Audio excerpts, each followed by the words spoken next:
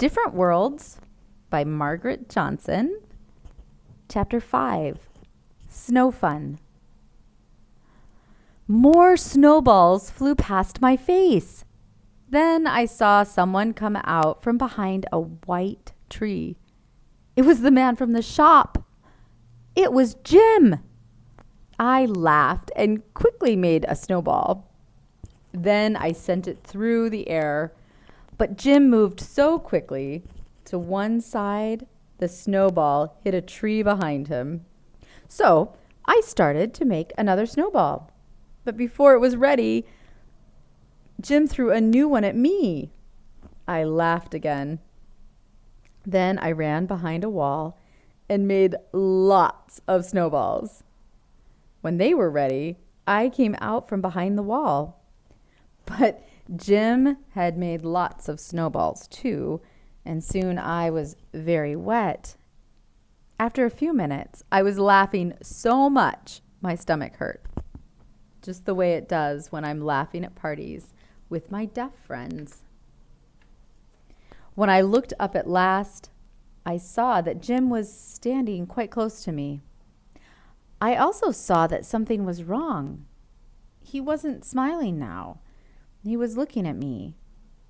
I remembered how he looked at me in the shop, and I knew it was the same now. He was waiting for me to answer him, but I couldn't. I looked into his face, waiting for him to speak again. After a while, he did, and this time I watched his mouth very carefully. There was an outside light on the side of the house. Anyway, the snow all around us made it almost as light as day.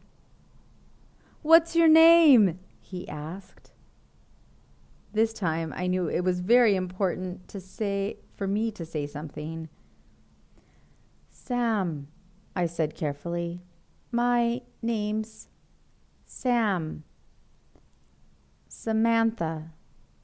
Then I told him. "I can't hear what you say. I'm deaf." He looked at me for a very long time, and I wasn't sure if he understood. Then he smiled. "Can you lip read, Sam?" he asked. I nodded. "Yes," I said, "usually." Then lip read this, he said, moving his mouth carefully. "The time for talking has finished.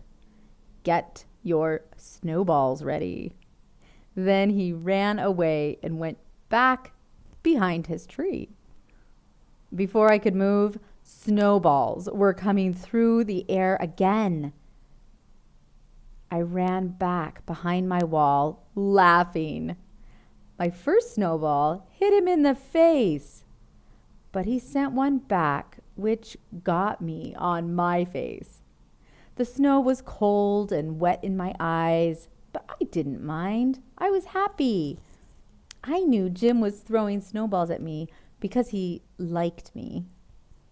Sometimes when people learn about me being deaf, they're very careful with me. I feel like I'm a piece of expensive glass. It's difficult to be friends with a piece of expensive glass, but Jim wasn't careful with me, and I liked that. Soon it was very hot. I was very hot, but I didn't want to stop. I wanted to throw snowballs at Jim all night. But after about 5 minutes, Jim stopped. When I looked over to see why, I saw his mouth was moving, but he wasn't looking at me. He was looking at someone behind me. I turned and saw a girl standing near the house. It was the girl in the red dress, the same girl who opened the door when Ron and I arrived at the party. She was saying something to Jim, and she didn't look happy. She wasn't smiling, and her eyes were cold as her legs in the short red dress. Jim started to walk across the snowy grass. When he got near to me, he smiled and looked into my face. "I'll win next time," he said. Then he went inside with the girl. I stayed in the garden for a few more minutes more, but it wasn't much fun now.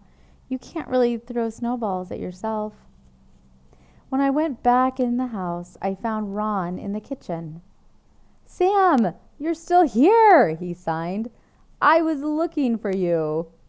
He looked at my wet clothes. What happened to your jumper? Before I could answer, I saw Jim on the other side of the kitchen. The girl in the red dress was talking to him, but he wasn't listening. He was watching me and Ron speaking with our hands. Ron saw who I was looking at. Have you been outside with Jim? He asked, and he smiled when my red face gave him my answer. I've been with Jim and about 100 snowballs, I smiled as I signed the words.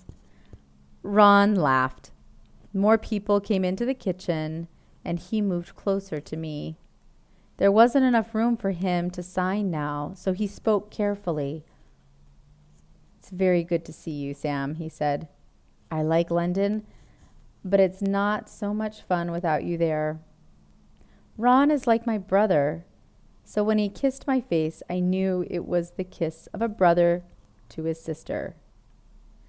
But I didn't know if Jim knew that.